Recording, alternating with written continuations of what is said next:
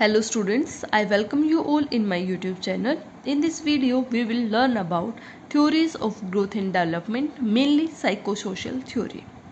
Psychosocial theory was given by Erik Erikson. This is known as Erik Erikson psychosocial developmental theory. तो इस theory में क्या बताया Erik Erikson ने 8 developmental stages दी हैं फ्रॉम बर्थ टू डेथ. ये जो हमारी ह्यूमन की लाइफ साइकिल है that is from birth to death, जो एक सीरीज है वो हमारी 8 स्टेजेस के अंदर इसने डिवाइड किया है. एवरेज स्टेज क्या दिखाती है? साइकोसोशल क्राइसिस दिखाती है. तो जो साइकोसोशल क्राइसिस आया वो हमें क्या दिखाएगा कि वो इंटीग्रेट कितना कर सकते हैं physical maturation and societal demands को. थर्ड क्या है? The result of one stage is not permanent. तो जो रिजल्ट है वो चेंज हो सकता है by experience in the later life. According to Erikson theory of psychosocial development, each psychosocial crisis must be resolved for the child or the adult progress emotionally. अगर unsuccessful resolution रह गया तो child क्या हो जाएगा? इमोशनली अनस्टेबल हो जाएगा. तो now we will discuss the 8 stages of psychosocial development theory. तो first stage is infancy stage. He included into the infancy stage from birth to 18 month. The psychosocial crisis is trust versus mistrust. So if the child is maintaining trust, because जो child है infant है वो अपनी mother से ज़्यादा attach रहता है, तो mother is giving care and love to the child. When the child is crying, mother is showing emotionally attachment toward the child is maintaining the trust. If not then the child will develop mistrust.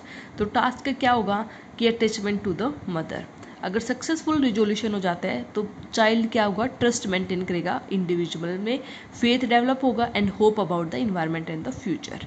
अगर उसका trust develop नहीं होता तो क्या होगा? उसको difficulty होगी related to person, effectively suspicious होगा, फियर एंड कन्फ्लिक्ट्स उसके माइंड में रहेंगे. तो ये था हमारा stage 1. Stage 2, it is the stage of early childhood from 18 month to 3 year.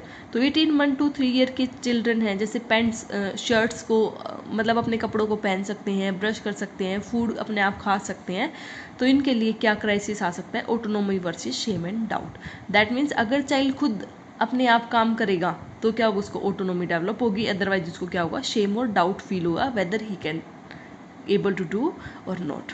तो टास्क क्या है? Gaining some basic control over self and the environment. अगर चाइल्ड ने गेन कर लिया तो sense of self control and advocacy and will power. अगर unsuccessful रहा तो इंडिपेंडेंट नहीं होगा चाइल्ड, उसको फियर आएगा, conflict and self doubt will be there. The third stage is stage of late childhood. Late childhood 3 to 6 year. तो इसके अंदर क्या करता है? चाइल्ड इनिशिएट करना शुरू कर देता है. तो इनिशिएटिव वर्सेस गिल्ट.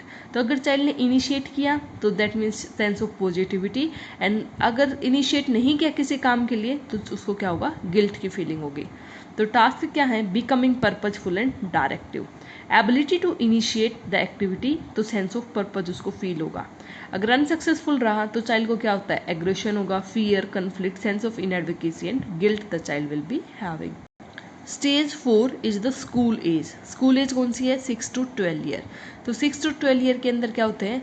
चाइल्ड अपनी इंडस्ट्री वर्सेस इंफीरियरिटी कॉम्प्लेक्स आता है कि चाइल्ड अपनी सोशल है, फिजिकल है और लर्निंग स्किल्स को सीखना शुरू करता है. अगर पॉजिटिव वे में गया तो कंपटेंस उसकी स्किल्स आएंगी, ability to learn and ability to work. अगर उसको सक्सेसफुल नहीं हुआ तो क्या होगा? Sense of inferiority, difficult learning and the working. क्योंकि स्कूल एज है तो स्कूल एज में डिफरेंट राइटिंग स्किल्स है, लर्निंग स्किल्स है, चाइल्ड सीखेगा. अगर उसने सीख ली तो इंडस्ट्री, दैट मीन्स अच्छा काम करेगा, और अगर नहीं सीखी तो इन्फीरियरिटी कॉम्प्लेक्स द चाइल्ड में have. The fifth stage is adolescence 12 to 20 year. The psychosocial crisis is identity versus role confusion. तो आइडेंटिटी का मतलब क्या है कि वो अपने आप में खुद की पहचान बनाने की कोशिश करेगा. अगर वो पॉजिटिव वे में गया तो उसकी आइडेंटिटी बन जाएगी, अदरवाइज उसको क्या होगा? रोल कन्फ्यूजन होगा.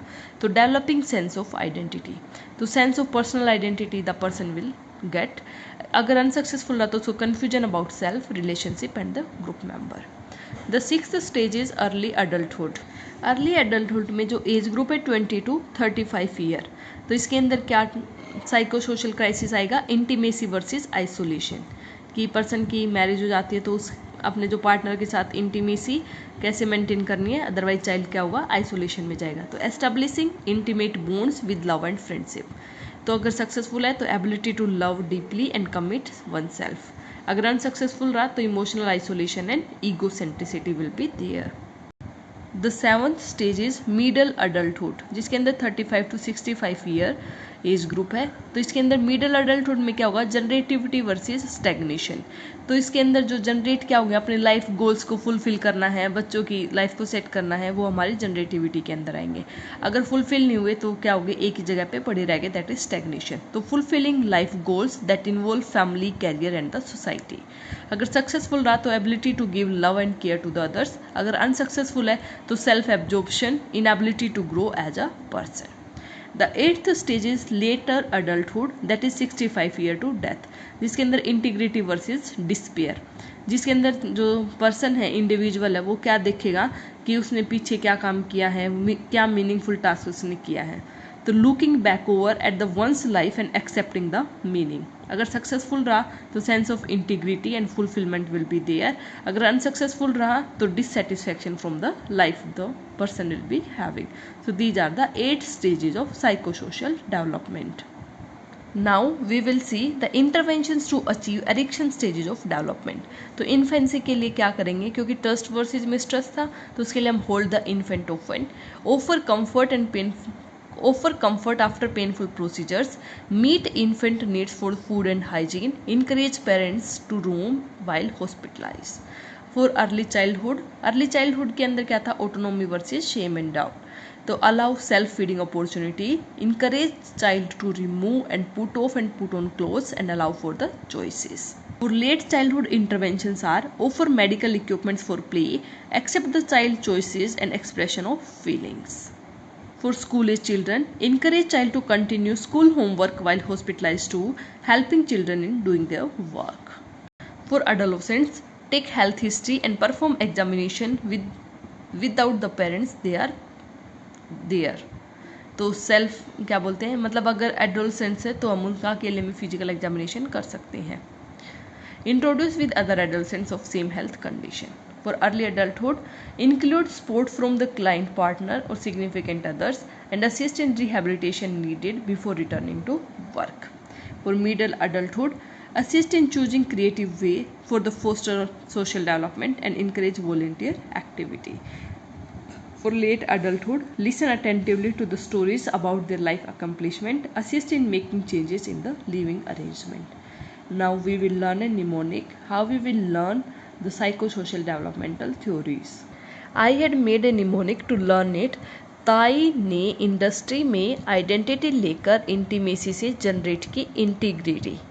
तो tie that is TAI, T is trust versus mistrust into the infancy birth to 18 month, A is autonomy versus shame and doubt 18 month to 3 year, I is initiative versus guilt 3 to 6 year. ताई ने industry में, तो industry versus inferiority into the school age children 6 to 12 year. Industry में क्या लेके गई, identity versus role confusion among the early adolescent. Identity से क्या किया उसने, अपनी इंटीमेसी को जनरेट किया। तो intimacy versus isolation among middle adulthood. Generate क्या किया, generativity versus stagnation into the late adulthood. And integrity maintain करी उसने, integrity versus despair among the 65 year to death. So ये निमोनिक मैंने बना रखा है, तो आप भी इसको याद कर सकते हैं। ताई ने इंडस्ट्री में आइडेंटिटी लेकर इंटीमेसी से जनरेट की integrity. So this was regarding psychosocial theory of growth and development. Thanks for watching. Do like, comment, share and subscribe. Thank you.